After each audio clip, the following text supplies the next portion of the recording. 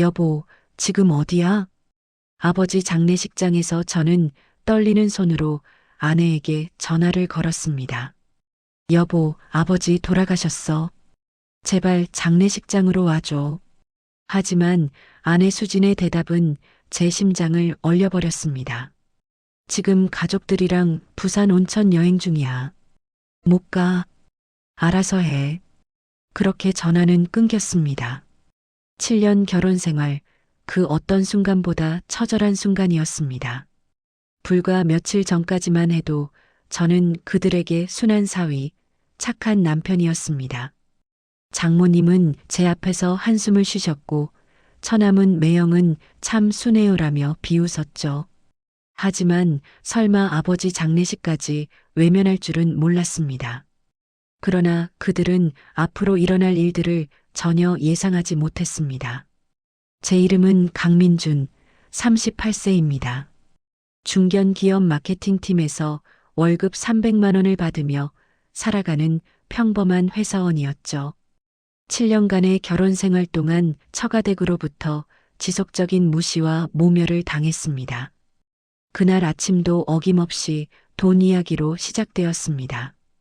장모님 회갑 선물로 50만 원짜리 진주 목걸이 준비했어. 아내 수진의 얼굴에 실망이 가득했습니다. 겨우 그것 가지고 우리 언니는 200만 원짜리 한복 맞춰드렸는데 접시를 헹구는 소리가 유난히 크게 들렸습니다. 가슴이 답답해졌습니다. 또 처형과의 비교였습니다. 결혼 이후로 지겹도록 들어온 그 말이었습니다. 처형 은미 씨의 남편 태주는 대기업 부장으로 연봉도 저보다 2배 가까이 높았습니다. 강남에 아파트도 있었고 외제차도 몰았죠. 미안해. 다음에는 더 좋은 걸로 할게. 제가 말했지만 수지는 이미 방으로 들어가며 중얼거렸습니다. 그놈의 다음에, 맨날 다음. 그 말이 가슴에 비수처럼 박혔습니다. 처남 동욱이는 32살 지방 공무원으로 늘 저를 우습게 봤습니다. 매형은 참 순해요. 좀 더 적극적이었으면 좋겠는데 겉으로는 조언 같지만 속뜻은 매형은 무능하다는 의미였습니다. 점심시간 혼자 회사 근처 김치찌개 집에 앉아 생각했습니다. 오늘 저녁에는 또 어떤 얘기들을 듣게 될까? 장모님의 한숨, 처형의 빈정거림, 처남의 비아냥. 벌써 위가 쓰려왔습니다. 유일한 위로는 아버지 박영수와의 시간이었습니다. 지난 주말에도 아버지와 함께 동네 포장마차에서 소주를 마셨습니다. 65세의 아버지는 항상 제 이야기를 끝까지 들어주셨습니다. 민준아, 요즘 많이 힘들어 보이는구나. 아버지, 제가 너무 무능해서 그런가 봐요. 무슨 소리야? 넌 충분히 잘하고 있어. 아버지의 손은 세월의 무게를 담고 있었지만 여전히 따뜻했습니다. 그 손이 제 어깨를 두드려줄 때마다 마음이 조금씩 풀렸습니다. 처가댁에서는 저를 그냥 없는 사람 취급해요. 장모님은 저만 보면 한숨부터 쉬시고 처남은 대놓고 무시하고 아내마저 요즘엔 제 편이 아닌 것 같아요. 그래도 수진이는 너를 사랑해서 결혼한 거 아니냐? 처음엔 그랬겠죠. 하지만 지금은 저도 모르겠어요.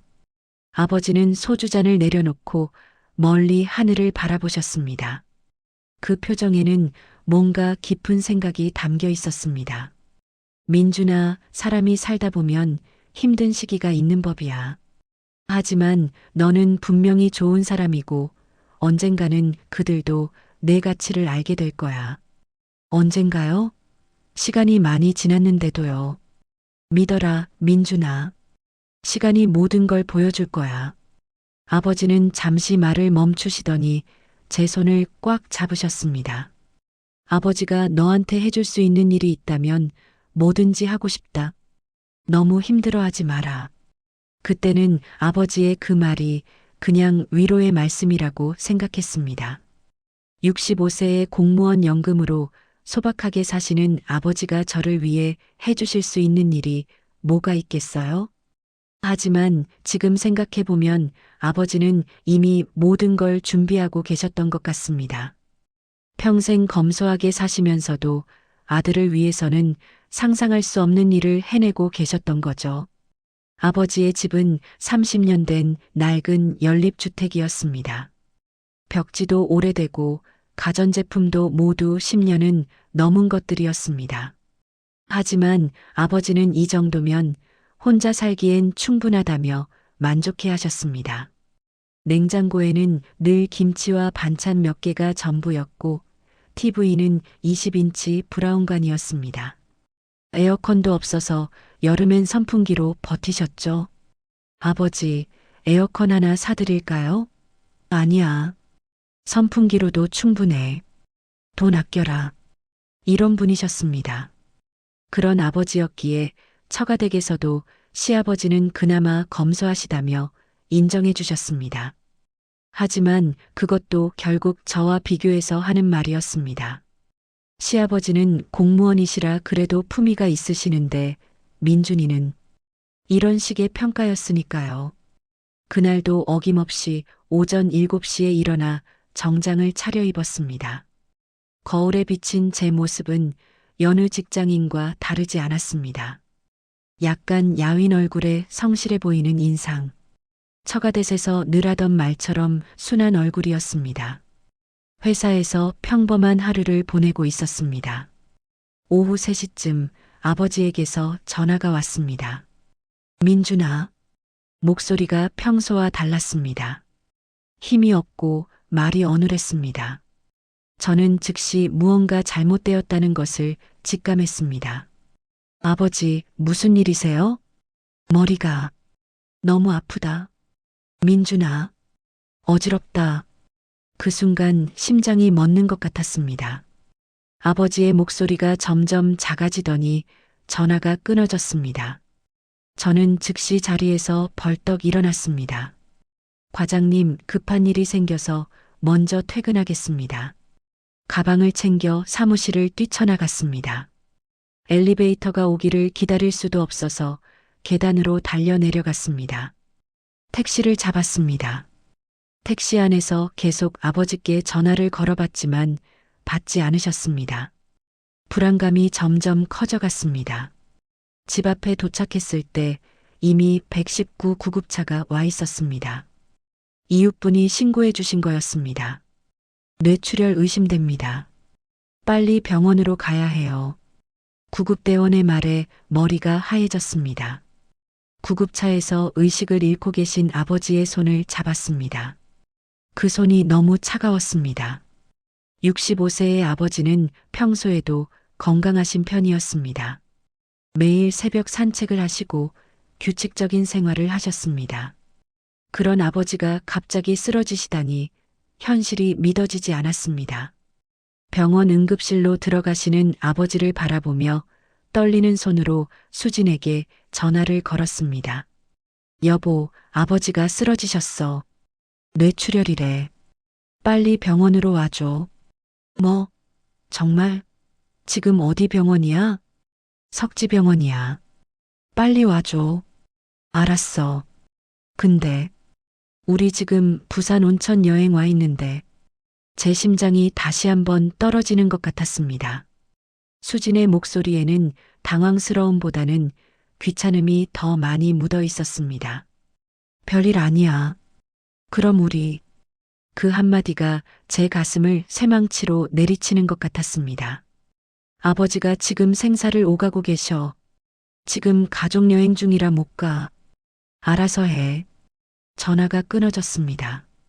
7년 결혼 생활에서 이보다 더 절망적인 순간은 없었습니다. 아니, 절망을 넘어서 분노가 치밀어 오르고 있었습니다. 혼자 석지병원 응급실 의자에 앉아 있었습니다. 시계는 오후 4시 30분을 가리키고 있었고 아버지는 중환자실에서 생사를 오가고 계셨습니다. 의사 선생님이 나오셨습니다. 50대 중반쯤 되어 보이는 경험이 많아 보이는 분이었습니다. 보호자분이시죠? 네. 환자분 상태가 심각합니다. 뇌출혈이 심해서 48시간이 고비가 될 것 같습니다. 의식은 언제쯤 되찾으실까요? 솔직히 말씀드리면 아직 예단하기 어렵습니다. 최선을 다하겠지만 각오는 하고 계셔야 할 것 같습니다. 각오라는 말에 다리가 후들거렸습니다. 아버지를 잃을 수도 있다는 현실이 무겁게 다가왔습니다. 보호자분이 혼자 계신가요? 가족분들은? 아, 네. 일단 저 혼자 있겠습니다. 차마 아내가 온천 여행 때문에 올 수 없다고 말할 수는 없었습니다. 그날 밤 중환자실 밖 의자에서 잠을 청했습니다. 딱딱한 의자에 몸을 맡기고 있는데 핸드폰이 울렸습니다. 수진이었습니다. 여보, 아버님 어떠셔? 아직 의식 못 찾으셨어. 의사 선생님이 48시간이 고비라고. 아, 그래. 많이 힘들겠다. 우리도 내일 서울 올라가는데 그때 한번 들러볼게. 들러본다는 표현이 마음에 걸렸습니다. 마치 가는 길에 잠깐 들르는 것처럼 들렸습니다. 다음 날 아침 간호사님이 면회 시간을 알려주셨습니다. 보호자분, 잠깐 들어가 보실 수 있어요. 5분 정도만요. 중환자실에 들어가서 본 아버지의 모습은 충격적이었습니다. 온몸에 연결된 각종 기계들, 산소 마스크를 쓰고 계신 모습, 어제까지도 저와 술잔을 기울이며 이야기하시던 그분이 맞나 싶었습니다. 아버지, 빨리 일어나세요. 아들이 여기 있어요. 하지만 아버지는 미동도 하지 않으셨습니다. 처남 동욱에게서 카톡이 왔습니다. 매형, 아버지 어떠세요?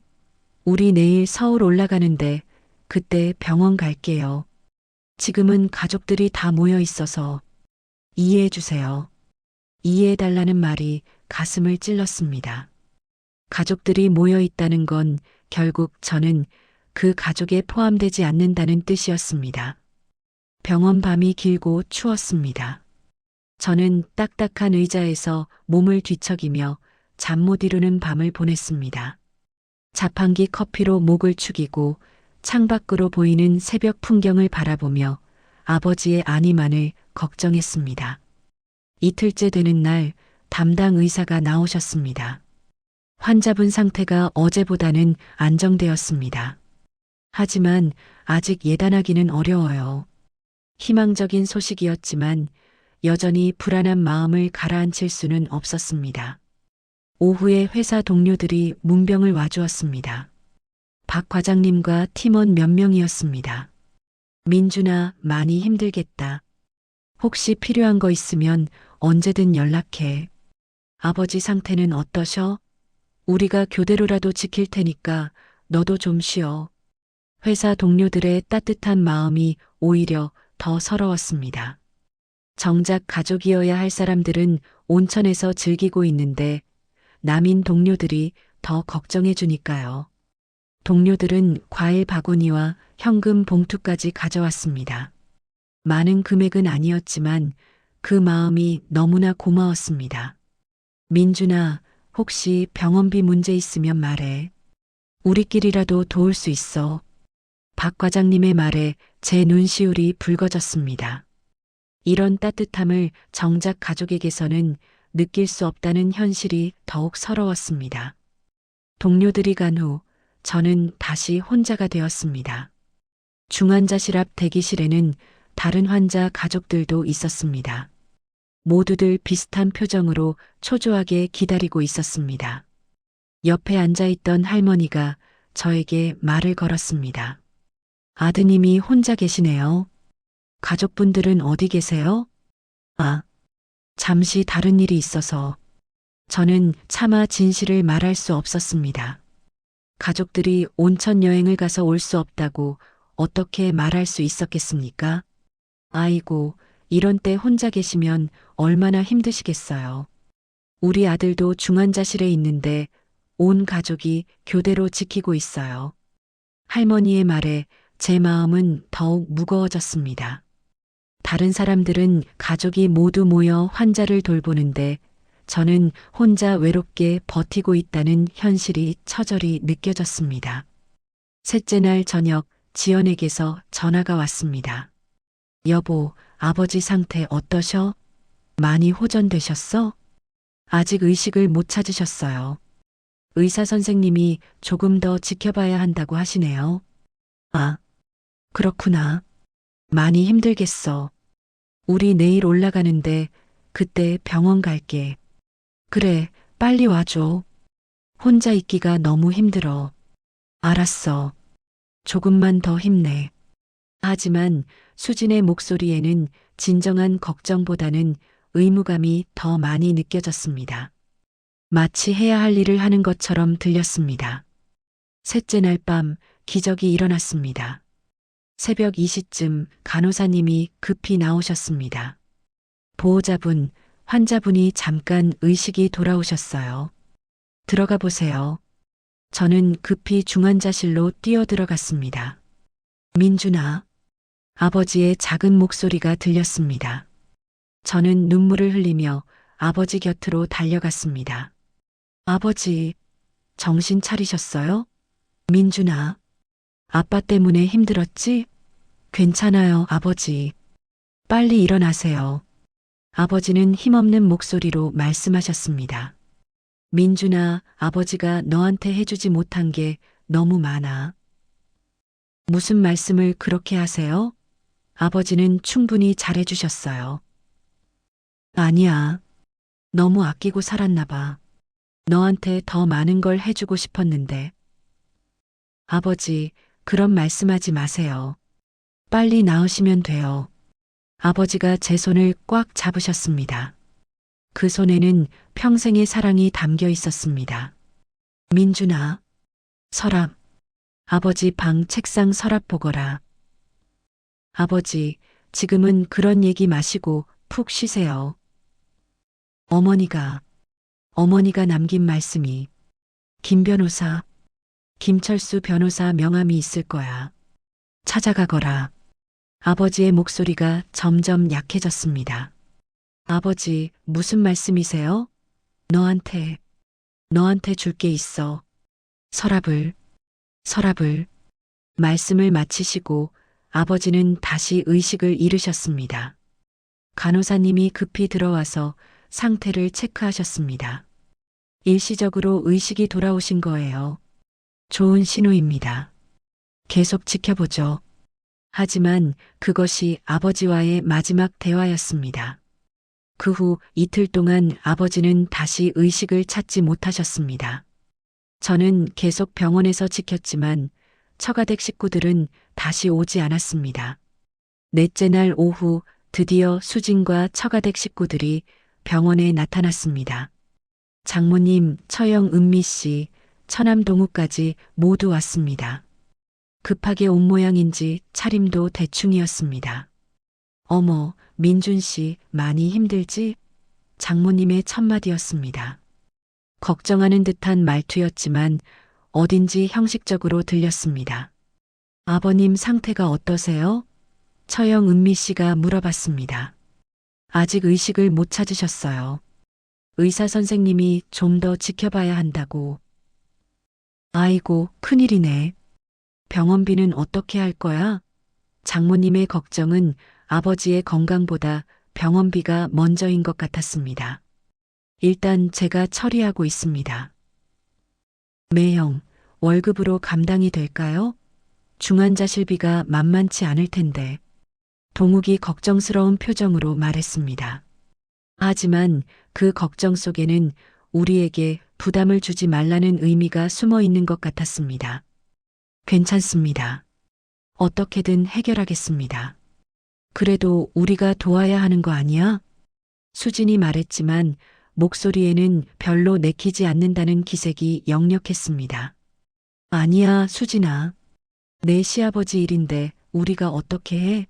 민준 씨가 알아서 하시는 게 맞지? 장모님이 수진을 말렸습니다. 결국 남의 일이라는 뜻이었습니다.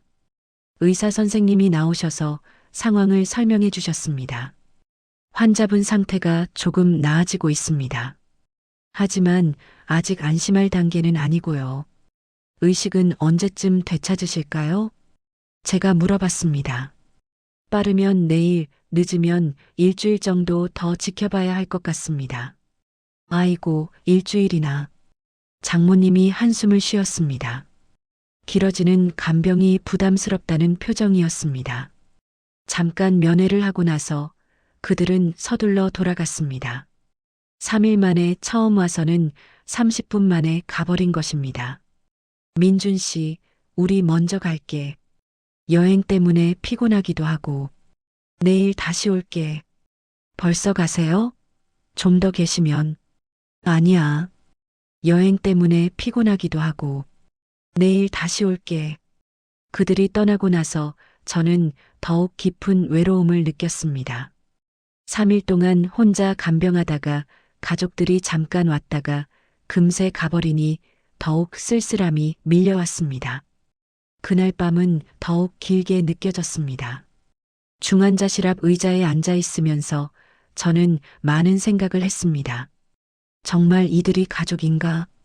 진짜 위기 상황에서 이렇게 차갑게 대할 수 있는 사람들과 평생을 함께 살아가야 하는 건가? 4일 후인 금요일 새벽 4시, 아버지는 조용히 숨을 거두셨습니다. 저는 그 순간 아버지의 손을 잡고 있었습니다. 아버지, 아버지. 하지만 더 이상 대답은 없었습니다. 간호사님이 오셔서 말씀하셨습니다. 환자분이 돌아가셨어요.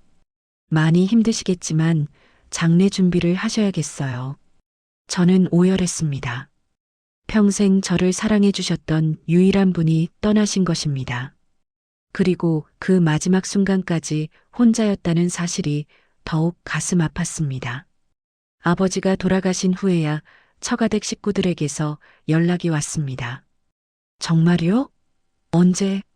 수진의 목소리에는 놀라움이 있었지만 깊은 슬픔은 느껴지지 않았습니다. 알겠어요. 우리 지금 가서 장례 준비 도와줄게요.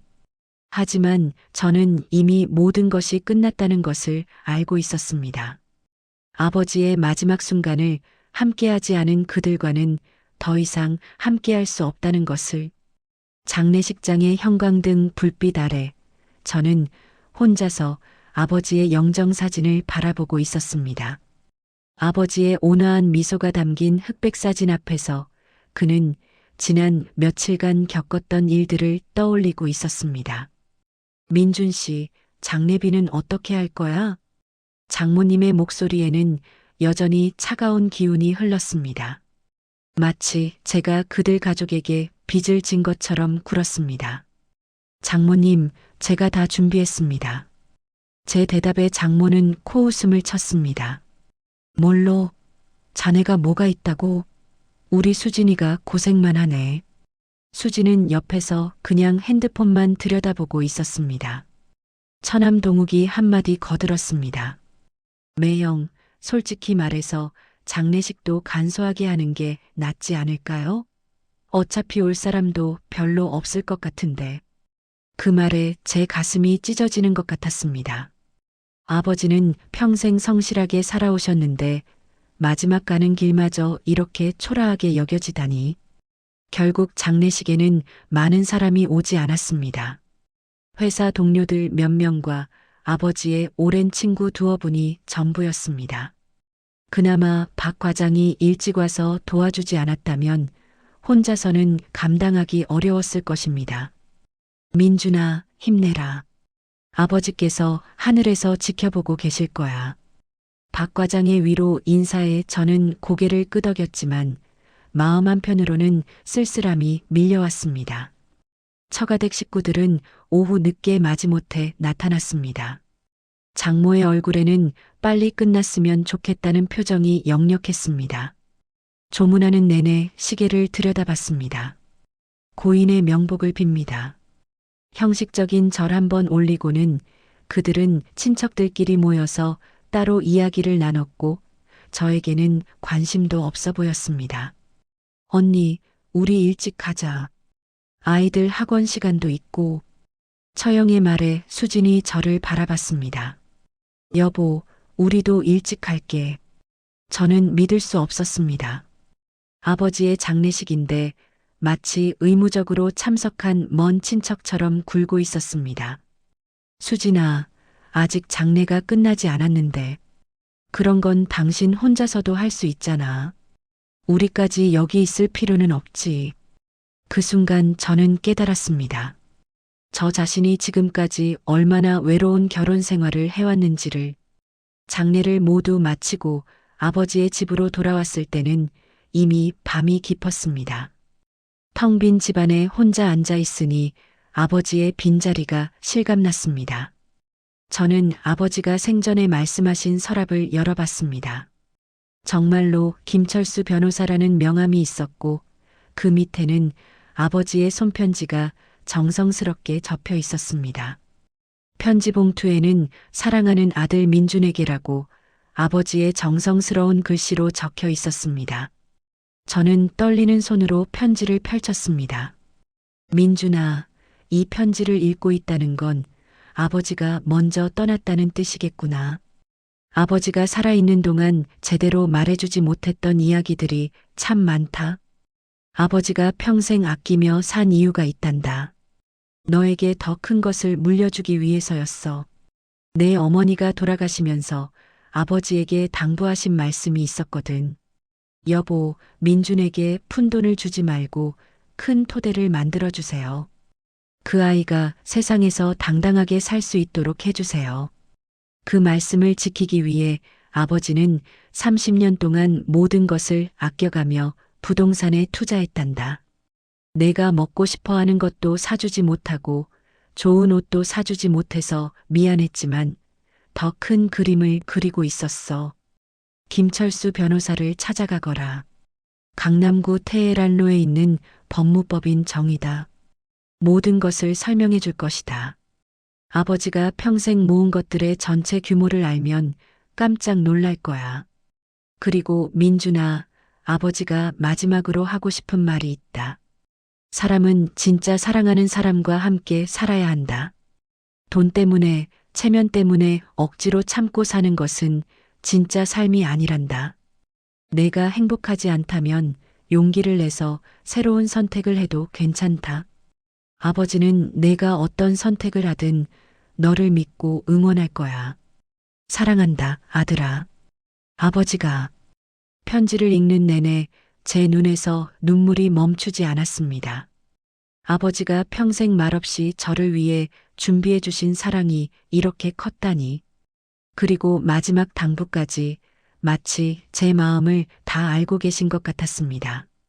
날밤 수진과 이야기를 나누게 되었습니다. 수진아, 나한테 솔직히 말해줘. 제가 진지한 표정으로 말을 꺼냈습니다.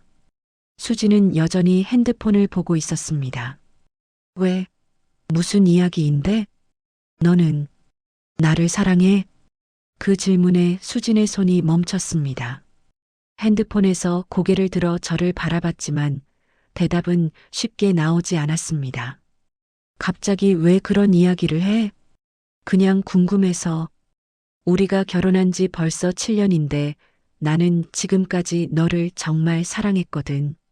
그런데 너는 어떤지 모르겠어. 수진이 한참 동안 말을 하지 못했습니다. 그 침묵 자체가 저에게는 답이었습니다. 민준 씨, 사랑이 뭐가 중요해? 우리는 가족이잖아. 가족이라. 그럼 만약 내가 재벌이었다면 너희 가족들이 나를 다르게 대했을까? 수진이 잠시 당황하는 표정을 지었다가 이내 솔직하게 대답했습니다. 당연하지. 세상이 원래 그런 거 아니야? 돈 있는 사람한테는 다 잘해주는 거고 없는 사람한테는 뭐 그렇지 않겠어? 너무나 솔직한 대답이었습니다. 어떤 미화도 어떤 변명도 없는 날 것 그대로의 진실이었습니다. 그럼 너도 마찬가지야? 내가 돈이 많았다면 나를 더 사랑했을까? 사랑보다는 더 편했을 거야. 솔직히 말해서 현재 우리 생활이 팍팍한 건 사실이잖아. 제 마음속에서 무언가가 완전히 무너져 내렸습니다. 결혼 7년 동안 품고 있던 마지막 희망마저도 그 순간 제 마음이 완전히 정해졌습니다. 아버지의 편지에서 읽었던 마지막 당부가 머릿속에 울렸습니다. 진짜 사랑하는 사람과 함께 살아야 한다는 말씀이. 수진아, 나 이혼하고 싶어. 수진이 깜짝 놀라며 저를 쳐다봤습니다. 뭐라고? 갑자기 왜 그런 말을 해? 갑자기가 아니야. 사실 오랫동안 생각해왔어. 우리는 서로를 사랑하지 않아. 너도 방금 인정했잖아. 민준 씨, 결혼 생활이 다 그런 거야. 처음에 사랑 감정이 계속 유지되는 부부가 어디 있어? 나는 더 이상 이렇게 살 수 없어. 수진의 얼굴이 점점 굳어졌습니다. 민준 씨, 아버님 돌아가시고 정신이 이상해진 거 아니야? 이혼하면 자기는 뭘로 살 건데? 위자료도 줘야 하는데. 그런 건 내가 알아서 할게. 알아서 한다고? 자기가 지금 재산이 뭐가 있다고 그런 말을 해? 수진의 목소리가 점점 날카로워졌습니다. 평소와는 다른 제의 단호한 모습에 당황하고 있는 것 같았습니다. 수진아, 우리 서로 솔직해지자. 너도 나와 계속 살고 싶지 않을 거 아니야. 차라리 이번 기회에 정리하는 게 서로에게 좋을 것 같아. 수진이 한참 동안 저를 바라보더니 갑자기 눈물을 흘리기 시작했습니다. 민준아, 내가 너를 많이 아프게 했구나. 미안해. 그제야 수진도 자신이 얼마나 저를 홀대해 왔는지 깨닫는 것 같았습니다. 하지만 이미 늦었습니다. 제 마음은 완전히 식어버렸거든요. 미안하다고 해서 달라질 건 없어. 우리는 애초에 서로 다른 사람이었어. 나는 진정한 사랑을 원했지만 너는 안정적인 생활을 원했던 거야. 둘 다 틀린 건 아니지만 서로에게는 맞지 않는 거지. 그날 밤 저는 아버지의 방에서 잠을 잤습니다. 마지막으로 아버지의 온기가 남아있는 이 방에서 저는 새로운 인생을 시작할 결심을 다졌습니다. 아버지께서 평생에 걸쳐 준비해 주신 선물이 무엇인지 궁금했지만 그보다 더 큰 선물은 이미 받았다는 생각이 들었습니다. 용기를 낼 수 있는 마지막 기회를 주신 것이었습니다. 다음 날 월요일 저는 회사에 연차 휴가를 냈습니다. 아버지의 장례식 때문이라고 말씀드리니 박 과장님도 흔쾌히 허락해 주셨습니다. 민준아, 힘든 시간일 텐데 충분히 쉬고 와. 회사 일은 걱정 말고. 박 과장님의 따뜻한 배려에 감사 인사를 드리고 저는 강남구 테헤랄로에 있는 법무법인 정의를 찾아갔습니다. 지하철을 타고 가면서도 마음이 복잡했습니다. 아버지께서 과연 어떤 이야기를 남겨두셨을까요? 법무법인 정의는 30층 규모의 고급 오피스 빌딩 15층에 자리 잡고 있었습니다. 유리문을 열고 들어서자 깔끔하고 현대적인 인테리어가 눈에 들어왔습니다. 접수 직원이 친절하게 맞이해 주었습니다. 안녕하세요. 김철수 변호사님을 뵈러 왔는데요. 강민준이라고 합니다. 아, 강민준님이시군요. 변호사님께서 기다리고 계십니다. 이쪽으로 안내해 드릴게요. 김철수 변호사는 50대 초반으로 보이는 단정한 인상의 분이셨습니다. 회색 정장을 단정하게 차려입고 계셨고 눈가에는 세월의 지혜가 묻어 있었습니다. 강민준 씨시죠? 영수 어르신의 아드님. 변호사님의 목소리에는 깊은 존경심이 담겨 있었습니다. 네, 맞습니다. 어르신의 부고를 듣고 정말 가슴이 아팠습니다. 15년 동안 한 달에 한 번씩 저를 찾아오셨거든요. 참 인자하시고 지혜로우신 분이셨어요. 김철수 변호사님은 저를 편안한 소파로 안내하시며 따뜻한 차를 내어주셨습니다. 15년 동안이요? 네. 처음 뵌 것이 2010년이었으니까요. 그때 어르신께서 작은 상가 하나를 사시면서 제게 법적 자문을 요청하셨습니다. 변호사님의 설명을 들으며 저는 점점 놀라게 되었습니다. 아버지께서 그런 계획을 세우고 계셨다니 전혀 몰랐습니다. 공무원 월급에서 생활비를 빼고 남은 돈을 모두 부동산 투자에 쓰고 싶다고 하시더라고요. 처음에는 정말 작은 시작이었어요. 영등포구에 있는 작은 상가 하나였습니다. 20평 남짓한 건물이었죠. 하지만 어르신의 안목이 정말 대단하셨어요.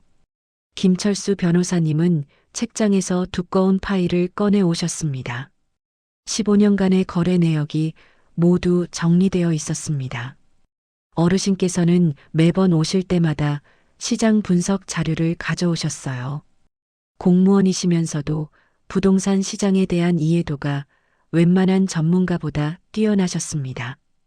파일을 펼치시며 변호사님이 계속 설명해 주셨습니다.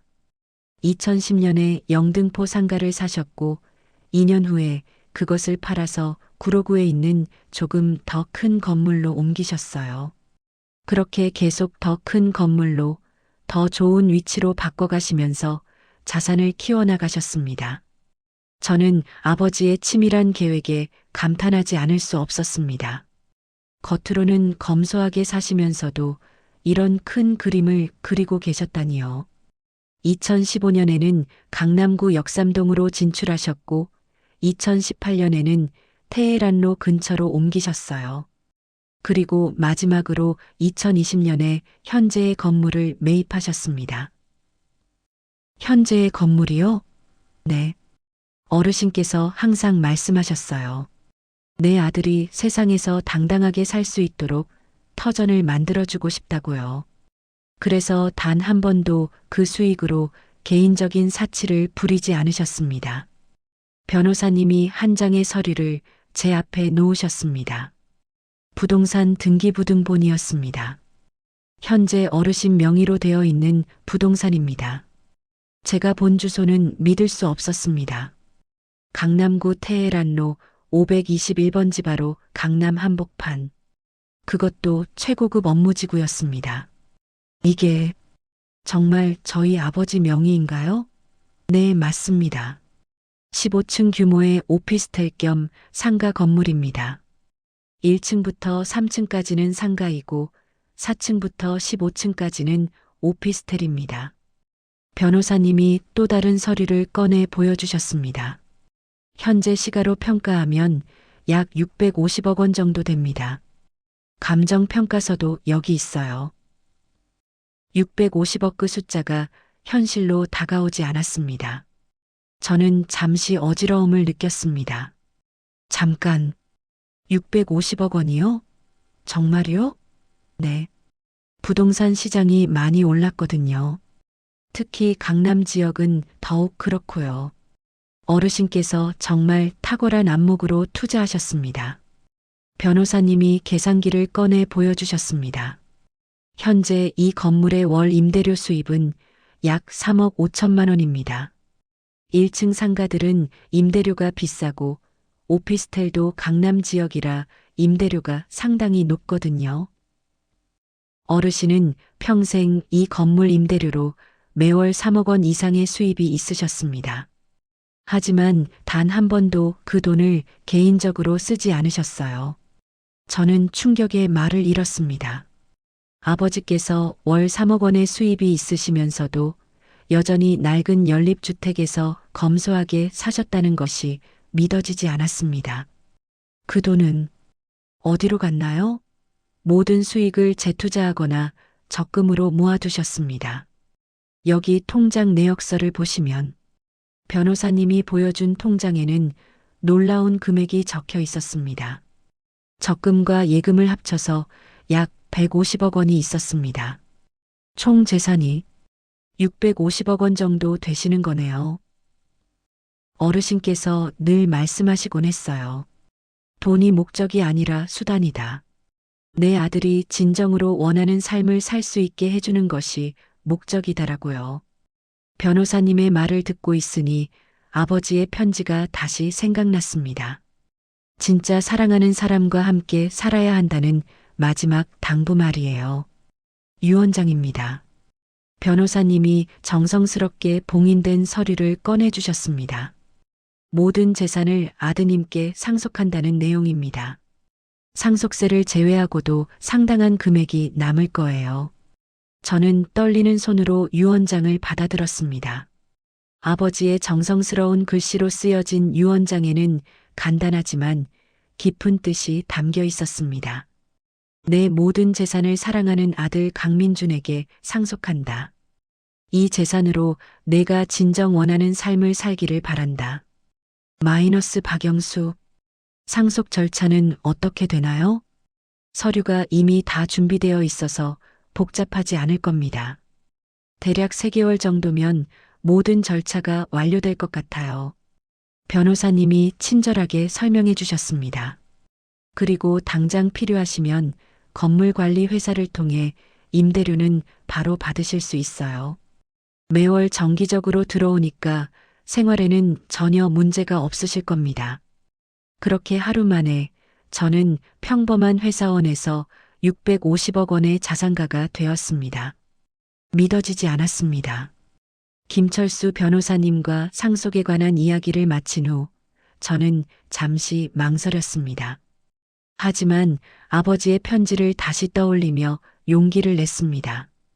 변호사님, 한 가지 더 부탁드리고 싶은 일이 있습니다. 네, 말씀해 보세요. 이혼 소송을 의뢰하고 싶습니다. 김철수 변호사님이 잠시 놀란 표정을 지으셨습니다. 이혼 소송이요? 갑작스럽게 왜? 사실 오래전부터 생각하고 있던 일입니다. 그런데 아버지께서 돌아가시고 나서 확실해졌어요. 저는 지난 몇 년간 있었던 일들을 차근차근 설명했습니다. 처가댁 식구들의 냉대, 수진의 변한 마음, 그리고 결정적으로 아버지 장례식에서 있었던 일들까지. 아버지 장례식 때 처가댁 식구들이 어떻게 행동했는지 보고 깨달았습니다. 우리는 서로 사랑하지 않아요. 변호사님은 심각한 표정으로 제 이야기를 들어주셨습니다. 그런 일이 있으셨군요. 하지만 이혼은 신중하게 결정하셔야 합니다. 특히 지금 상황에서는.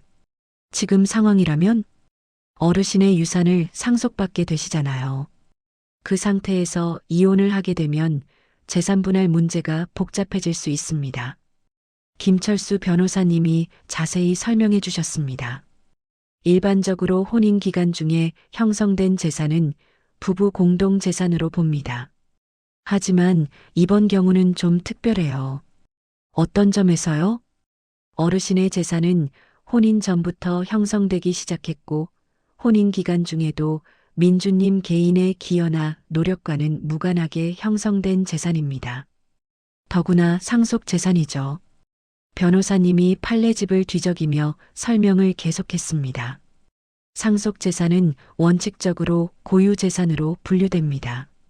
특히 이 경우처럼 피상속인이 명확한 의지로 특정인에게만 상속한다는 유언을 남긴 경우에는 더욱 그렇죠.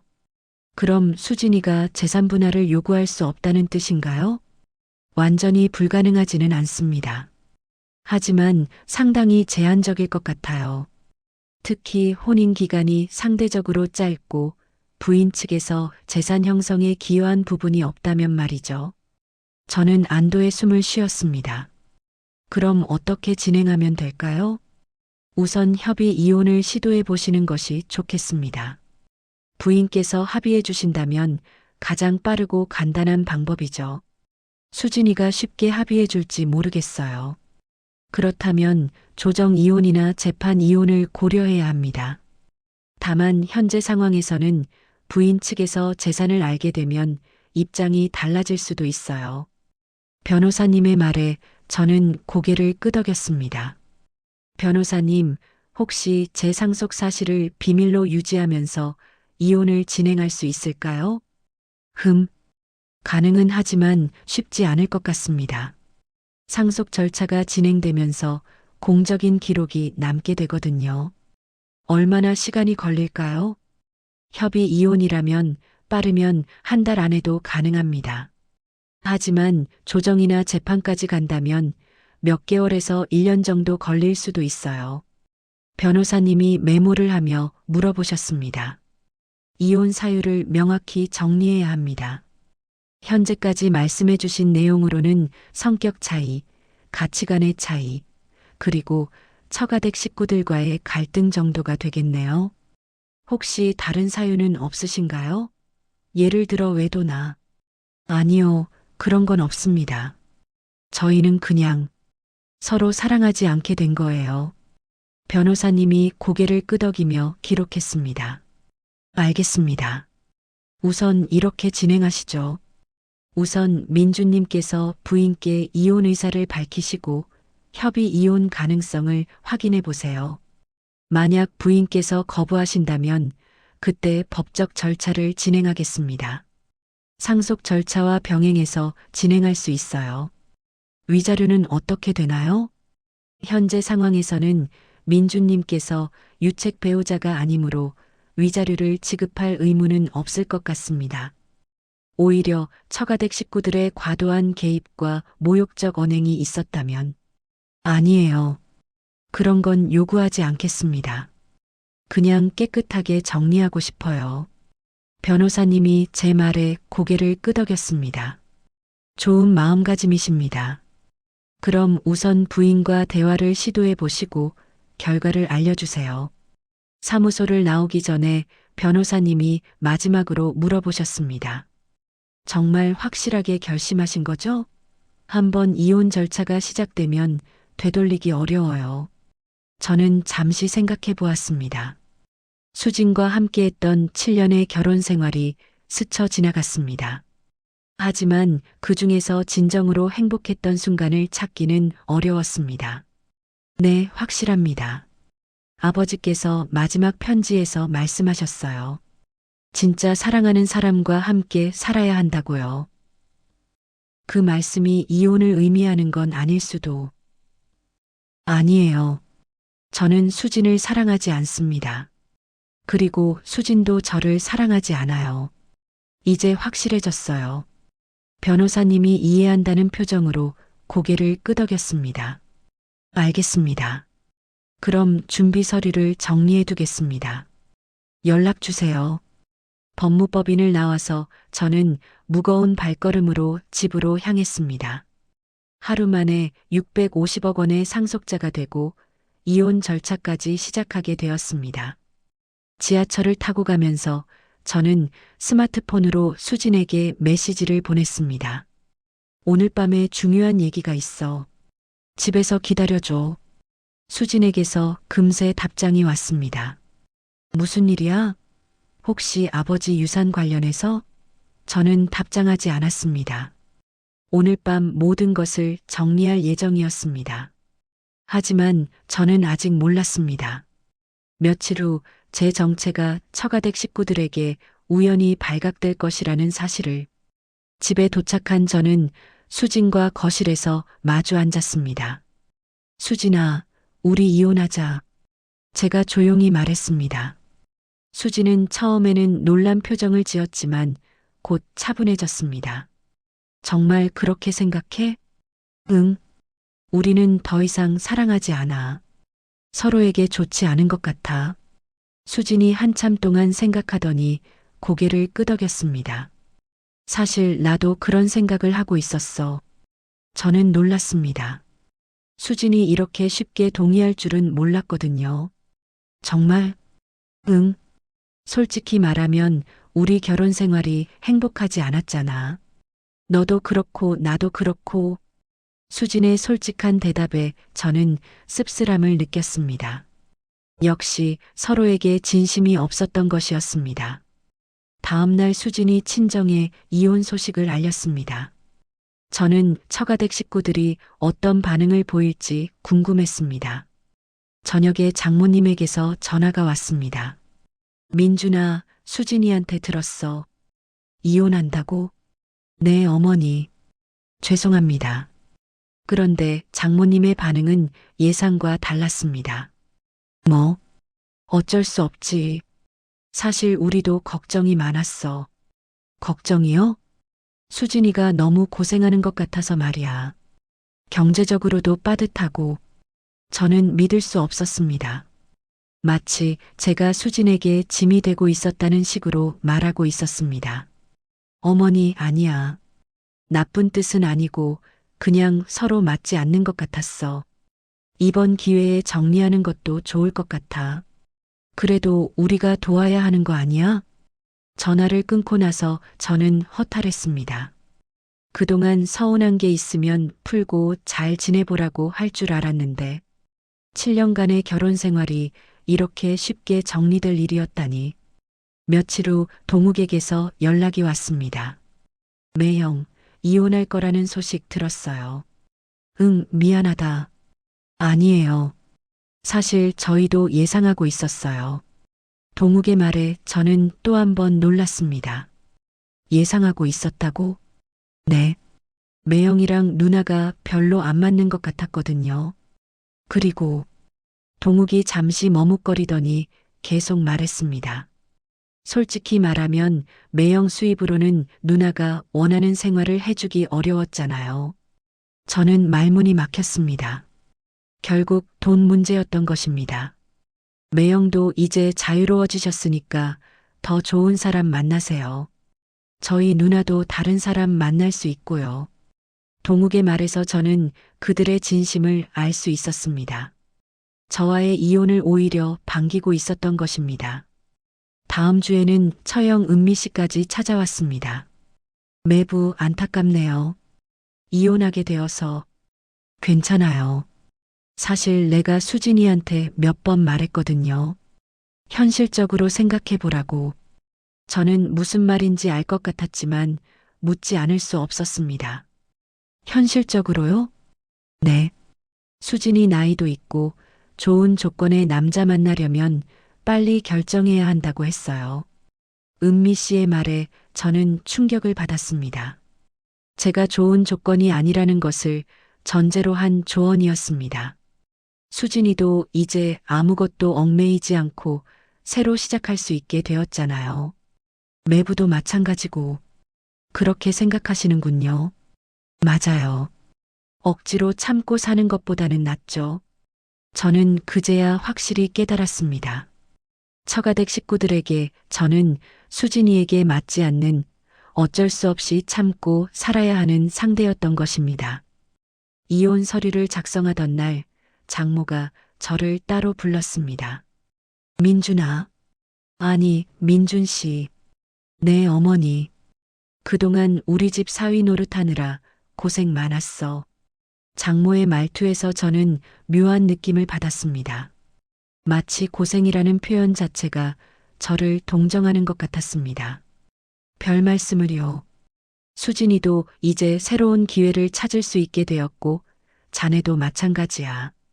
자네도 자네 수준에 맞는 좋은 사람 만나길 바래. 자네 수준에 맞는이라는 표현에 저는 쓴웃음을 지었습니다. 끝까지 저를 낮게 보고 있었습니다. 김철수 변호사님의 예상대로 협의 이혼은 순조롭게 진행되었습니다. 수진도 처가댁 식구들도 모두 협조적이었습니다. 재산은 어떻게 할 거야? 수진이 물어봤습니다. 아파트는 내가 가져. 나는 아무것도 원하지 않아. 정말?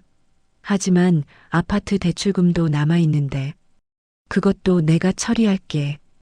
깨끗하게 정리하자. 저는 아파트 잔금과 대출금을 모두 정리해 주었습니다. 다행히 아버지의 적금에서 일부를 미리 인출할 수 있었습니다. 수지는 고마워했지만 그 고마움도 진심이라기보다는 의무적인 것 같았습니다. 구청에서 이혼 신고서를 제출하는 날 수진과 함께 갔습니다. 우리 정말 이혼하는구나. 수진이 중얼거렸습니다. 후회 안 해? 제가 물어봤습니다. 아니, 이게 맞는 것 같아. 민준 씨도 그렇지? 응. 둘 다 아쉬움보다는 안도감이 더 컸습니다. 7년간의 결혼 생활이 이렇게 담담하게 끝나는 것이 오히려 자연스러웠습니다. 이혼 신고서에 도장을 찍으면서 저는 생각했습니다. 이제 정말 자유다. 이혼 후 저는 원래 살던 아파트를 나와서 아버지 집으로 이사했습니다. 아직 아버지의 온기가 남아있는 그 집에서 새로운 삶을 준비하고 싶었습니다. 처가댁 식구들과는 깨끗하게 인사를 나눴습니다. 그들은 모두 밝은 표정이었습니다. 마치 골칫거리가 해결된 것처럼. 민준아, 건강하게 잘 살아. 장모님의 인사에 저는 고개를 끄덕였습니다. 어머니도 건강하세요. 수진이 잘 부탁해라는 말은 하지 않았습니다. 더 이상 상관없는 일이었으니까요. 혼자가 된 저는 처음으로 진정한 자유를 느꼈습니다. 아무에게도 눈치 보지 않고 아무의 시선도 신경 쓰지 않아도 되는 자유. 김철수 변호사님에게서 연락이 왔습니다. 상속 절차가 거의 마무리되어 갑니다. 다음 주부터는 임대료 수입을 받으실 수 있어요. 감사합니다. 그리고 이혼도 깨끗하게 정리되셨네요. 다행히 복잡하지 않았네요. 네. 오히려 상대방이 더 원했던 것 같아요. 변호사님이 쓴웃음을 지었습니다. 세상 참 아이러니하죠. 몇 개월 후면 그분들이 어떤 반응을 보일지. 저도 그 말에 쓴웃음을 지었습니다. 하지만 이제는 상관없었습니다. 제 새로운 인생이 시작되고 있었으니까요. 며칠 후, 저는 제가 소유한 건물을 정식으로 점검해 보기로 했습니다. 이제 제가 진짜 건물주가 된 것을 실감해 보고 싶었습니다. 그런데 저는 몰랐습니다.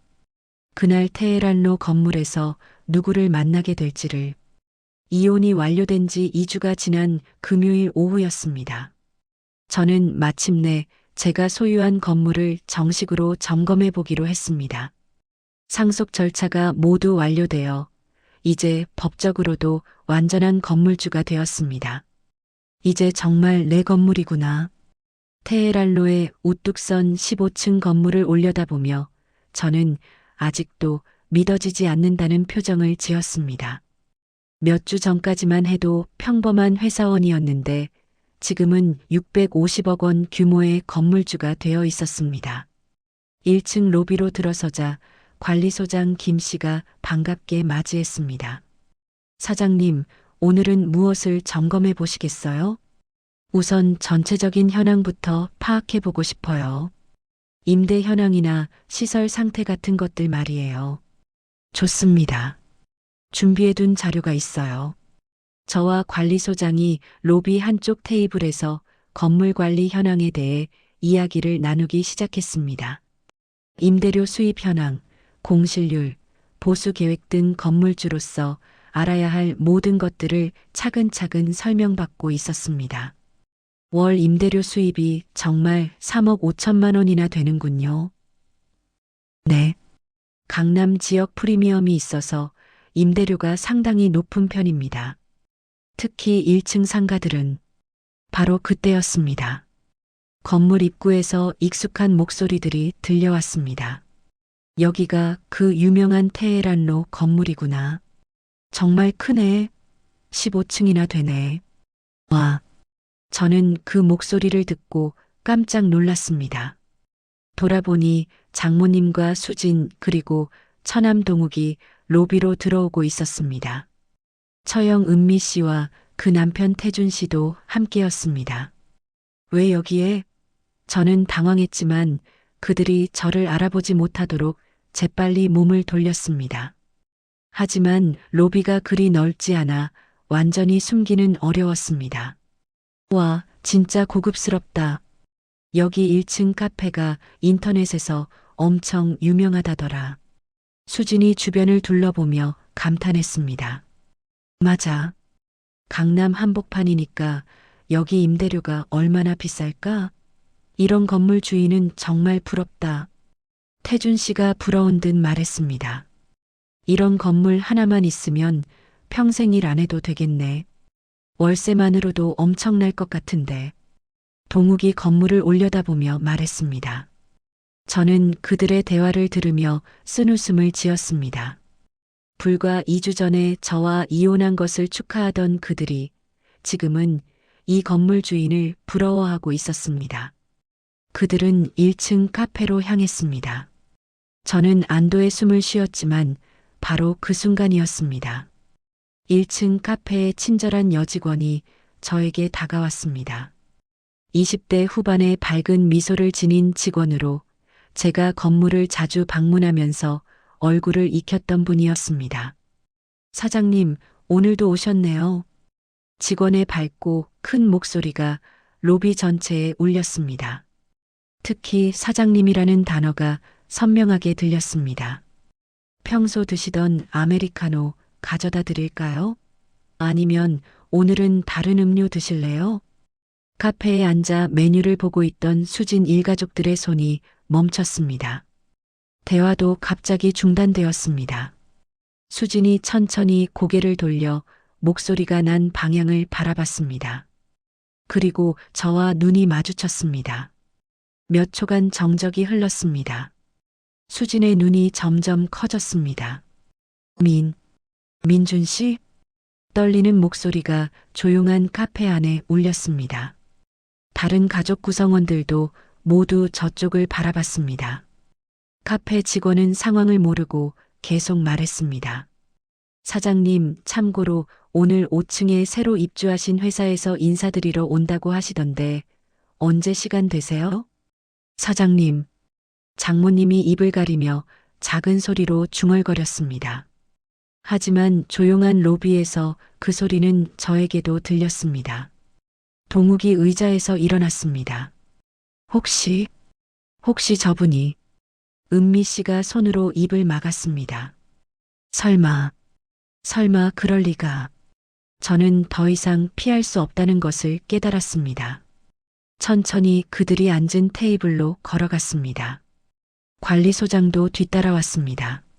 안녕하세요. 제 인사에 그들은 아무도 대답하지 못했습니다. 모두 입을 벌린 채 저를 바라보고만 있었습니다. 그게 무슨 뜻이야? 수진이 어리둥절한 표정으로 물어봤습니다. 무슨 뜻이 뭔가요? 아, 카페 직원이 당신을 사장님이라고. 아, 그거요? 저는 담담하게 대답했습니다. 이 건물이 제 거라는 뜻이에요. 그 순간 테이블에 앉아있던 모든 사람들의 얼굴이 하얗게 변했습니다. 마치 유령을 본 것처럼. 뭐라고? 장모님이 떨리는 목소리로 되물었습니다. 이 건물 전체가 제 소유입니다. 제 차분한 설명에 태준 씨가 의자에서 미끄러질 뻔했습니다. 그런 농담으로 들리시나요? 그때 관리소장이 완벽한 타이밍에 나타났습니다. 사장님, 다른 층 점검은 내일 하시겠어요? 아니면 지금 같이 올라가 보시겠어요? 관리소장의 말이 마지막 확인이었습니다. 이제 의심할 여지가 없었습니다. 이럴 수가. 은미 씨가 손으로 입을 막고 중얼거렸습니다. 어떻게 이런 일이. 동욱도 말을 제대로 잇지 못했습니다. 수지는 그냥 저를 멍하니 바라보고만 있었습니다. 입이 벌어진 채로. 저는 그들의 충격받은 표정을 바라보며 복잡한 감정을 느꼈습니다. 불과 2주 전까지만 해도 이들은 저를 가난한 김서방이라고 부르며 무시했었습니다. 아버지께서 30년 동안 준비해 주신 겁니다. 제가 조용히 말했습니다. 그 가난한 공무원 아저씨가. 동욱이 믿을 수 없다는 표정으로 말했습니다. 네. 그 가난한 공무원 아저씨가 평생 검소하게 사시면서 이 모든 것을 준비해 주신 겁니다. 제 말에 일순간 정적이 흘렀습니다. 장모님이 떨리는 목소리로 물어봤습니다. 그럼 이혼할 때 당신은 이미 알고 있었던 거야? 네, 알고 있었습니다. 왜 말하지 않았어? 수진이 간신히 입을 열었습니다. 말할 필요가 있었나요? 어차피 여러분은 제가 가난하다고 생각할 때도 저를 사랑하지 않았잖아요. 제 차분한 대답에 그들은 아무 말도 할 수 없었습니다. 그리고 솔직히 말씀드리면 저는 계속 말했습니다. 여러분이 이혼을 반겼던 것도 알고 있어요. 수진이가 이제 더 좋은 조건의 남자를 만날 수 있다고 말씀하셨죠. 동욱의 얼굴이 빨갛게 달아올랐습니다. 매형, 그건 아니에요. 잘못된 말씀 아니에요. 여러분 입장에서는 당연한 생각이었죠. 저는 전혀 화를 내지 않았습니다. 오히려 이해한다는 듯이 말했습니다. 다만 이제 알게 되었겠지만 여러분이 생각하시는 좋은 조건이 이미 여기 있었다는 거예요. 태준 씨가 머리를 감싸 안았습니다. 이런 일이 저도 이혼해서 다행이에요. 제가 담담하게 말했습니다.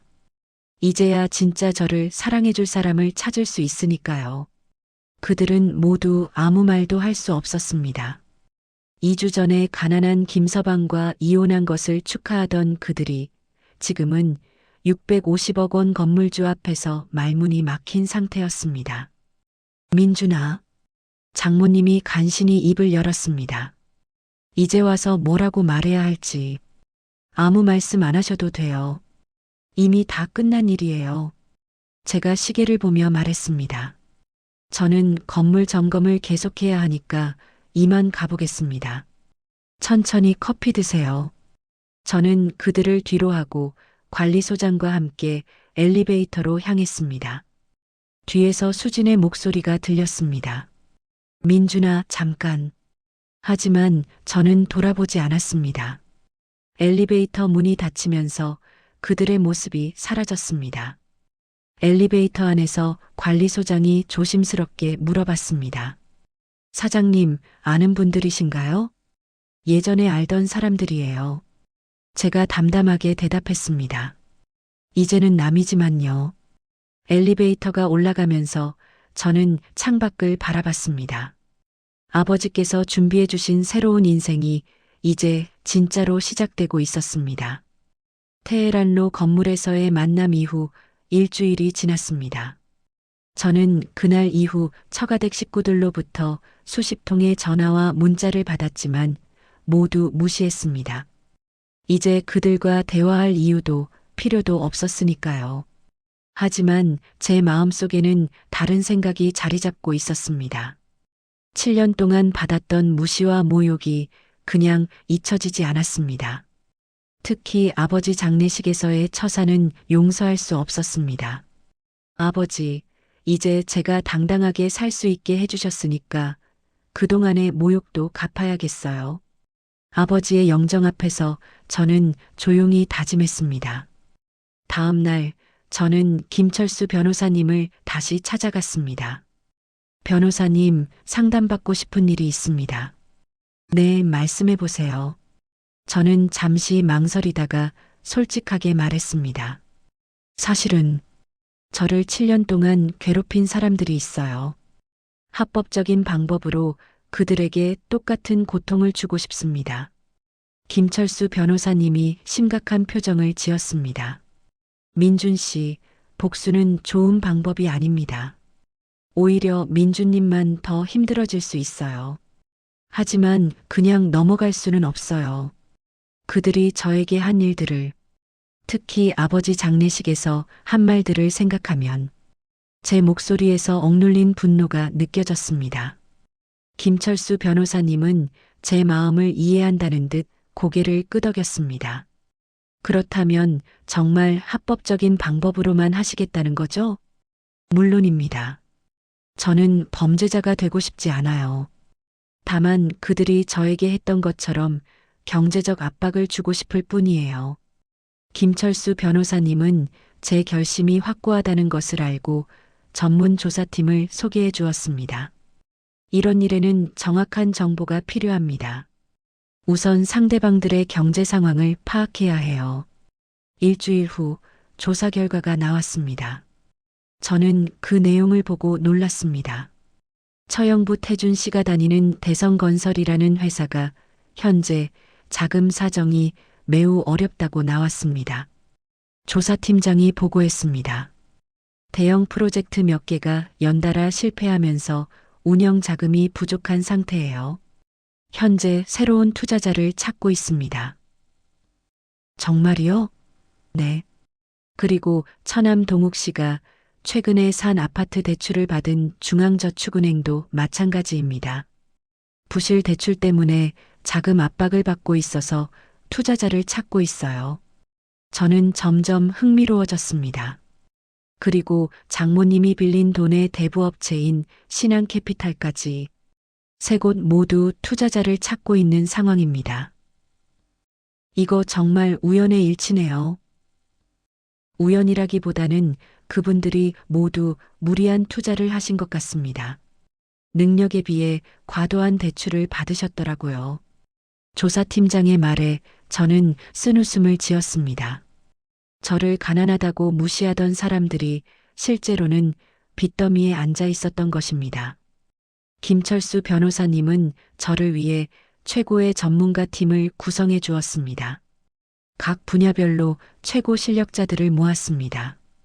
박지훈 변호사는 기업 인수합병 전문가였고, 이수진 변호사는 금융법 전문가, 정민호 변호사는 부동산 및 대출 관련 전문가였습니다. 민준 씨의 요청대로 모든 절차를 합법적으로 진행하겠습니다. 박지훈 변호사가 설명했습니다. 대성건설의 경우 정상적인 투자자로 참여해서 경영권을 일부 확보한 후 구조조정을 진행하는 방식입니다. 중앙저축은행은 부실 대출 채권을 매입해서 채권자 지위를 확보하는 거고요. 이수진 변호사가 덧붙였습니다. 신한캐피탈은 아예 인수해버리는 방안도 검토하고 있습니다. 정민호 변호사가 마지막으로 설명했습니다. 저는 이들의 전문성에 감탄했습니다. 역시 돈이 있으면 최고의 전문가들을 고용할 수 있다는 것을 실감했습니다. 한 달 후 첫 번째 결과가 나왔습니다. 박지훈 변호사로부터 연락이 왔습니다.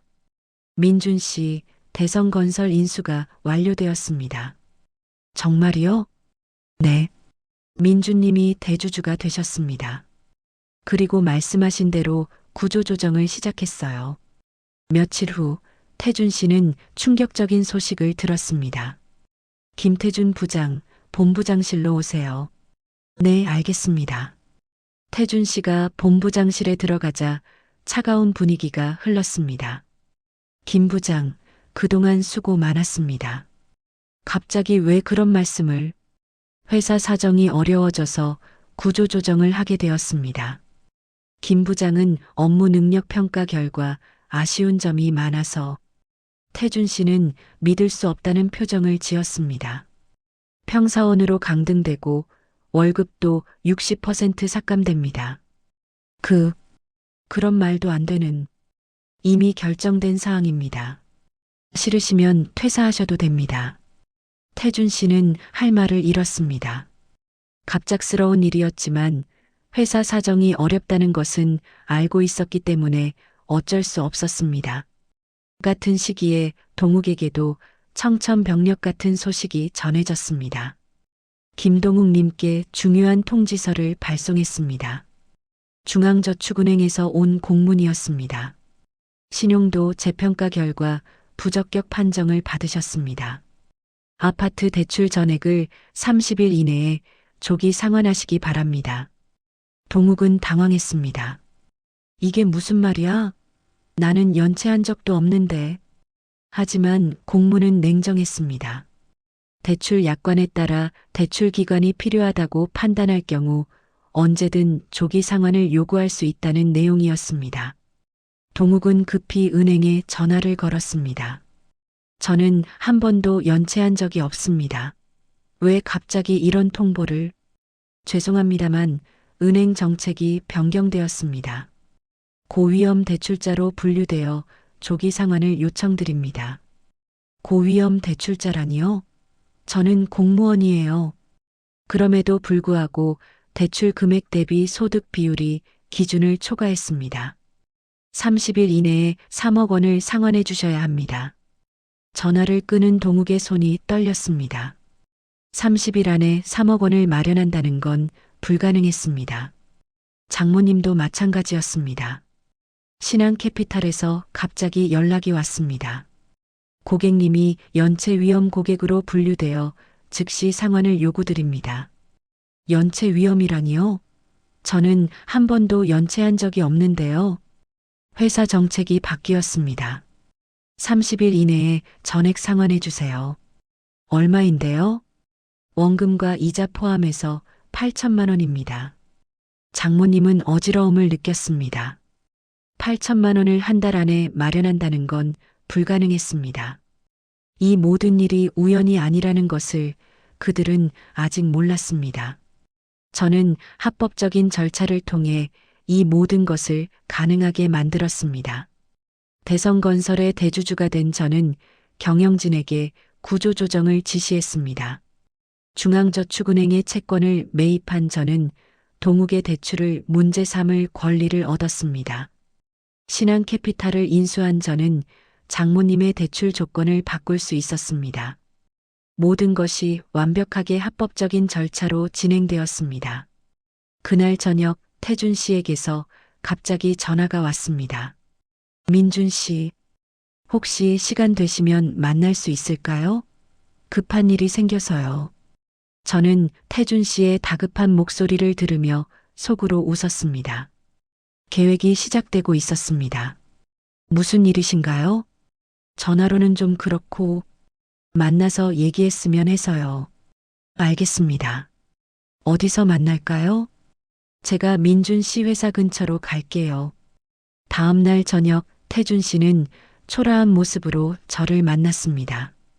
평소 자신만만하던 모습은 온데간데 없고 지친 표정이었습니다.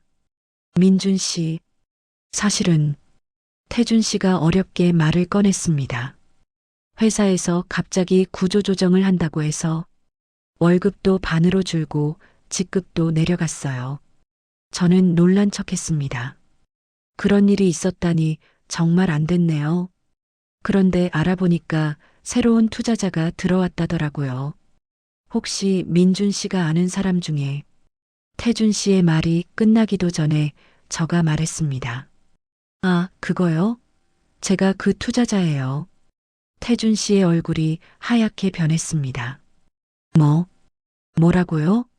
제가 대성건설의 새로운 대주주가 되었어요. 태준 씨는 믿을 수 없다는 표정으로 저를 바라봤습니다. 그럼 제가 당한 일이, 네, 제가 지시한 거예요. 저가 담담하게 말했습니다. 태준 씨, 걱정하지 마세요. 당장 해고시키지는 않을 거예요. 태준 씨가 안도의 숨을 쉬려는 순간 저가 계속 말했습니다. 대신 조건이 있어요. 월급을 더 줄이고 직급을 한 단계 더 강등시킬 겁니다. 민준 씨, 제발 7년 동안 저를 어떻게 대했는지 기억하세요. 특히 아버지 장례식에서 한 말들 말이에요. 태준 씨는 할 말을 잃었습니다.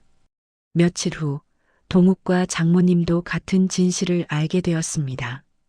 동욱은 아파트 대출 문제로 저에게 도움을 요청했다가 제가 중앙저축은행의 새로운 주인이라는 것을 알게 되었습니다.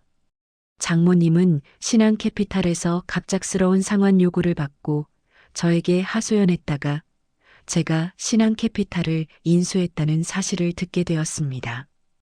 일주일 후 그들이 모두 모인 자리가 있었습니다. 제가 요청한 자리였습니다. 장소는 제가 소유한 테헤란로 건물 15층 회의실이었습니다. 강남이 한눈에 내려다 보이는 멋진 전망의 회의실이었습니다. 태준 씨, 동욱, 장모님, 그리고 은미 씨까지 모두 왔습니다. 수진도 함께였습니다. 그들은 모두 초라한 모습이었습니다. 한 달 전에 당당한 모습은 온데간데 없었습니다. 여러분을 여기 부른 이유가 있어요. 제가 회의실 앞에 서서 말했습니다. 여러분, 이제 정말 공평해졌네요. 제 목소리는 차갑지만 차분했습니다. 저도 밑바닥에서 시작해서 여기까지 올라왔고 여러분도 이제 밑바닥에서 시작하시면 돼요. 아무도 대답하지 못했습니다. 다만 한 가지 차이가 있다면 제가 잠시 멈추더니 계속 말했습니다. 저는 사랑하는 아버지가 계셨지만 여러분에게는 그런 사람이 없다는 거네요. 그 말에 장모님이 울음을 터뜨렸습니다. 민준아, 우리가 잘못했어. 제발. 하지만 제 마음은 이미 식어 있었습니다. 이제 시작이에요. 7년 동안 저에게 했던 것들을 모두 되갚아 주겠어요. 저는 그렇게 말하고 회의실을 나갔습니다. 뒤에서 그들의 울음소리가 들렸지만 되돌아보지 않았습니다. 복수가 시작되었습니다. 복수를 완료한 지 3개월이 지났습니다. 저는 표면적으로는 만족스러워했지만 마음 깊은 곳에서는 묘한 허전함을 느끼고 있었습니다. 복수가 끝나고 나니 이제 무엇을 해야 할지 막막했습니다. 그때 김철수 변호사님에게서 예상치 못한 연락이 왔습니다. 민준 씨, 어르신과 관련된 중요한 발견이 있어서 연락드렸습니다. 무슨 발견이요? 어르신의 개인 금고에서 일기장과 편지들이 나왔어요. 민준님께서 보셔야 할 것 같습니다. 다음 날 저는 변호사 사무실에서 아버지의 일기장을 받아들었습니다. 30년 동안 빠짐없이 적어두신 일기였습니다. 첫 번째 페이지를 펼치자 눈물이 핑 돌았습니다. 1995년 3월 15일. 민준이가 태어났다. 아내를 정말 많이 닮았다. 작은 손가락 하나하나가 너무 소중하다. 이 아이가 커서 어떤 사람들을 만날지 벌써부터 걱정이 된다. 좋은 사람들만 만나서 행복하게 살았으면 좋겠다. 페이지를 넘길 때마다 아버지의 깊은 사랑이 느껴졌습니다. 2010년 5월 20일. 민준이가 결혼한다고 했다. 기쁘지만 한편으로는 걱정이다. 처가댁 식구들이 우리를 좀 무시하는 것 같은데 민준이는 모르는 척하지만 나는 다 보인다. 하지만 아직은 때가 아니다. 2015년 8월 3일. 민준이가 많이 힘들어 보인다. 처가댁에서 무시받는 것을 알고 있는 것 같다. 마음이 아프지만 민준이가 진정으로 자유로워지기를 원할 때까지 조금만 더 기다려보자. 그때가 되면 내가 준비한 것들을 모두 물려줄 것이다. 마지막 페이지에는 제게 보내는 편지가 있었습니다. 민준아, 이 편지를 읽고 있다면 아버지의 마지막 선물을 모두 받았겠구나. 하지만 이제 너에게 마지막 숙제를 내주려고 한다. 바로 용서다. 너를 괴롭혔던 사람들을 용서하라는 게 아니다. 그들은 이미 자신들의 선택에 대한 대가를 치르고 있을 것이다. 내가 말하는 것은 너 자신을 용서하라는 것이다. 그동안 사랑받지 못했다고 생각하며 스스로를 탓했을 너를 용서하고 이제 진짜 행복을 찾아라. 돈이 아닌, 복수가 아닌 진정한 사랑과 존중을 바탕으로 한 행복을 말이다. 아버지는 내가 언젠가 진심으로 너를 사랑해줄 사람을 만나기를 바란다. 그 사람과 함께 정말 행복한 인생을 살기를 바란다. 복수는 일시적인 만족을 줄지 몰라도 진정한 행복은 주지 못한다는 것을 기억해라. 사랑한다, 아들아. 아버지의 편지를 읽고 난 후 제 마음가짐이 달라지기 시작했습니다. 그때부터 제 삶이 정말 달라지기 시작했습니다. 제 건물 1층에서 카페를 운영하는 윤지혜 씨와 가까워졌습니다. 28살의 밝고 따뜻한 여성으로 처음엔 저를 사장님으로만 대했지만 점점 인간적인 관계로 발전해 갔습니다. 사장님, 요즘 많이 밝아지셨네요. 예전에는 뭔가 무거운 느낌이 있으셨는데. 지혜의 솔직한 말에 저는 웃었습니다. 지혜 씨 덕분인 것 같아요. 진짜 순수한 사람을 만나니까 마음이 따뜻해져요. 저도 사장님과 이야기하는 시간이 좋아요. 다른 사람들은 저를 그냥 카페 사장으로만 보는데 사장님은 진짜 제 이야기를 들어주세요. 그렇게 두 사람은 조금씩 가까워졌습니다. 지혜는 제 과거에 대해서는 묻지 않았지만 현재의 저를 있는 그대로 받아들여 주었습니다. 어느 날 저녁 카페 영업이 끝난 후 지혜와 함께 한강을 걸었습니다. 민준 씨, 저한테 물어봐도 될까요? 물론이죠. 뭐든지. 왜 그렇게 슬픈 표정을 지을 때가 있으세요? 가끔 먼 곳을 바라보실 때. 저는 잠시 망설였습니다. 하지만 지혜의 진심 어린 눈빛을 보고 솔직하게 말했습니다. 사실은 과거에 많이 힘든 시간이 있었어요. 사랑하지 않는 사람과 결혼해서 7년을 살았고 그 사람의 가족들에게 계속 무시당했죠. 그랬구나. 그리고 복수도 했어요. 그들을 경제적으로 힘들게 만들었죠. 합법적인 방법으로요. 지혜는 놀라지 않았습니다. 그런데 복수하고 나니 어떠셨어요? 처음엔 시원했어요. 하지만 곧 공허해졌어요. 진짜 행복은 그게 아니더라고요. 지혜가 제 손을 잡았습니다. 민준 씨, 이제 그 아픔을 내려놓으세요. 과거는 과거일 뿐이에요. 지금 이 순간이 더 중요해요. 그 순간 저는 느꼈습니다. 이 사람이 제가 찾던 진정한 사랑이라는 것을. 처가댁 식구들에 대한 감정도 달라졌습니다. 더 이상 분노나 미움이 아니라 연민 같은 감정이 들기 시작했습니다. 아버지의 편지가 제 마음을 바꾼 것입니다. 저는 김철수 변호사님께 부탁했습니다. 변호사님, 그분들이 정말 어려워지면, 정말 굶을 정도가 되면 조용히 도움을 주세요. 익명으로요. 정말 그렇게 하시겠어요? 네. 복수는 충분했어요. 이제는 아버지 말씀대로 용서하고 싶어요. 하지만 그분들이 민준 씨한테 한 일을 알아요. 하지만 제가 그들과 같은 사람이 되고 싶지 않아요. 아버지께서 가르쳐 주신 건 복수가 아니라 사랑이었어요. 변호사님이 고개를 끄덕였습니다. 민준 씨는 정말 훌륭한 분이십니다. 어르신께서 자랑스러워 하실 거예요. 며칠 후 저는 변호사님을 통해 처가댁 식구들에게 몇 가지 조치를 취했습니다. 태준 씨의 월급을 다시 원래대로 복구시켰습니다. 동욱의 대출 조기 상환 요구를 철회했습니다.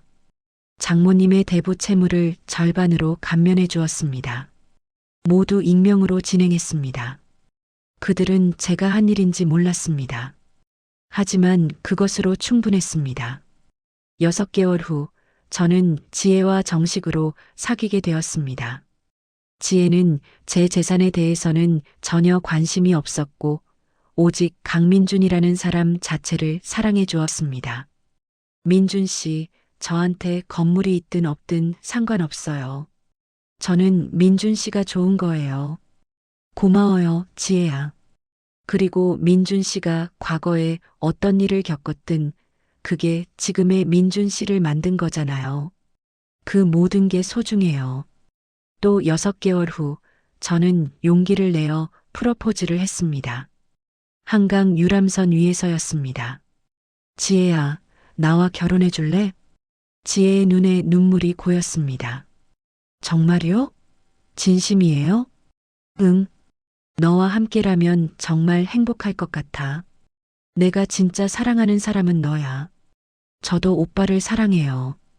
처음 만났을 때부터 뭔가 특별한 사람이라고 생각했어요. 저는 반지를 꺼내 지혜의 손가락에 끼워 주었습니다. 결혼식 날이 다가왔습니다. 작지만 행복한 결혼식이었습니다. 회사 동료들, 지혜의 가족들, 그리고 진심으로 축하해주는 사람들만 초대했습니다. 처가댁 식구들은 초대하지 않았습니다. 더 이상 그들과 연결될 필요가 없었으니까요. 결혼식장에는 아버지의 영정사진을 모셔왔습니다. 아버지, 제가 진짜 행복한 사람을 만났어요. 축복해 주세요. 결혼식을 마치고 신혼여행은 유럽으로 갔습니다. 파리의 에펠탑 앞에서 지혜와 함께 사진을 찍을 때 저는 정말 온 세상을 다 가진 기분이었습니다. 여보, 정말 행복해요. 나도야. 진짜 이런 행복이 있는 줄 몰랐어. 민준 씨, 아니, 이제 여보라고 불러야죠. 여보는 정말 좋은 사람이에요. 제가 여보의 과거를 다 알지는 못하지만 그 모든 아픔을 이겨내고 이렇게 따뜻한 사람이 된 게 대단해요. 지혜의 말에 저는 눈시울이 붉어졌습니다. 지혜야, 나를 있는 그대로 사랑해줘서 고마워.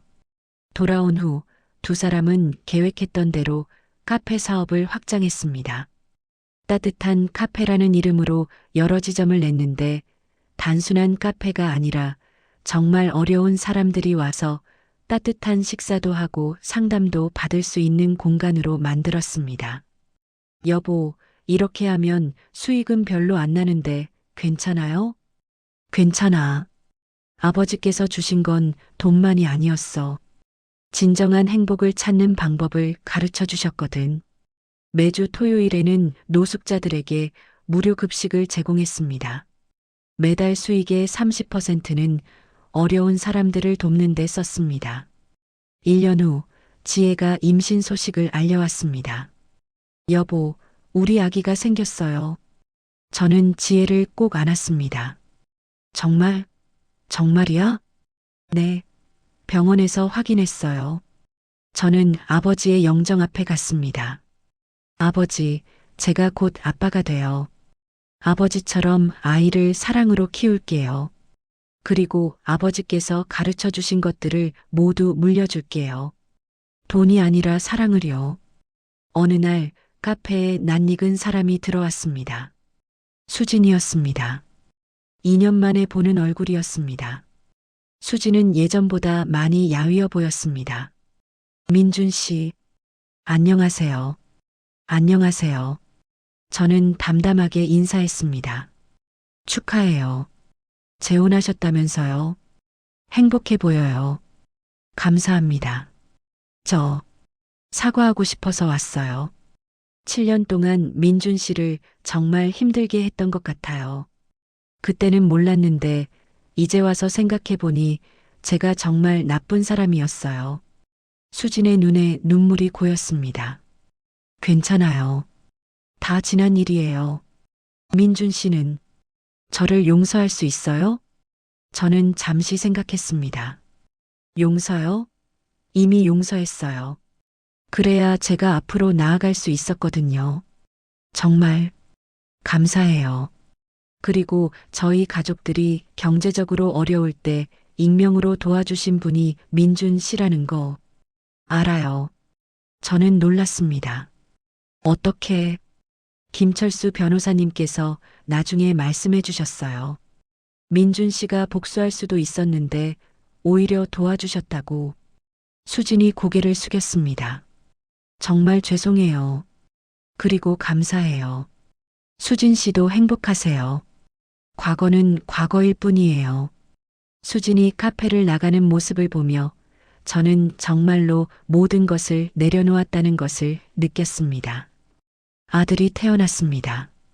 저는 아이의 이름을 박준서라고 지었습니다. 아버지의 영수에서 수자를 따왔어요. 좋은 이름이에요, 여보. 아이를 안고 있으니 아버지께서 저를 안고 계셨을 때의 마음을 조금은 알 것 같았습니다. 준서야, 아빠가 너한테 많은 걸 물려줄 수 있어. 건물도 있고 돈도 있지. 하지만 아빠가 정말 물려주고 싶은 건 할아버지께서 아빠에게 주신 거야. 지혜가 옆에서 웃었습니다. 뭔데요? 사랑이야. 진정한 사랑. 돈보다 권력보다 복수보다 중요한 건 사람을 진심으로 사랑하는 거라는 걸 말이야. 저는 아버지의 영정을 바라보며 조용히 말했습니다. 아버지, 이제 정말 행복해요. 진짜 행복이 뭔지 알겠어요. 그리고 이 모든 것이 아버지의 사랑 덕분이라는 것도요. 감사해요, 아버지. 아버지의 마지막 선물은 돈이 아니었습니다. 바로 진정한 행복을 찾는 방법이었습니다. 5년 후 저희 카페는 서울 전역에 20개 지점으로 늘어났습니다. 모든 지점에서 어려운 이웃들을 돕는 일을 계속했습니다. 준서는 건강하게 자라고 있었고 지혜는 둘째를 임신했습니다. 어느 토요일 오후 가족들과 함께 한강을 걷고 있었습니다. 준서가 제 손을 잡고 물었습니다. 아빠, 우리는 행복해? 그럼 정말 행복하지. 할아버지도 하늘에서 행복하실까? 물론이야. 할아버지는 우리를 보면서 정말 행복해 하실 거야. 지혜가 제 다른 손을 잡았습니다. 여보, 사랑해요. 나도 사랑해. 석양이 한강을 물들이고 있었습니다. 따뜻한 햇살 속에서 저는 진정한 행복을 느꼈습니다. 아버지께서 평생에 걸쳐 가르쳐 주신 것. 그것은 돈이 아니라 사랑이었고, 복수가 아니라 용서였으며, 미움이 아니라 따뜻함이었습니다. 여러분, 오늘 이야기 어떠셨나요? 때로는 인생이 우리를 시험합니다. 무시당하고 모욕당하고 상처받을 때가 있죠. 하지만 진정한 승리는 복수가 아니라 용서에 있고, 진정한 행복은 돈이 아니라 사랑에 있다는 것을 기억하세요. 저의 아버지는 650억 원을 물려주셨지만 진짜 유산은 그게 아니었습니다. 진정한 사랑을 찾는 법, 용서하는 법, 그리고 행복하게 사는 법을 가르쳐 주셨습니다. 여러분도 언젠가 진심으로 여러분을 사랑해주는 사람을 만나게 될 거예요. 그리고 그때 비로소 진정한 행복이 무엇인지 알게 될 것입니다. 오늘 이야기가 감동적이었다면 구독과 좋아요 눌러주시면 더 좋은 이야기를 만드는 힘이 됩니다. 다음 이야기도 기대해 주세요. 실제 있었던 일을 바탕으로 한 더욱 감동적이고 통쾌한 이야기들을 준비하고 있습니다. 감사합니다.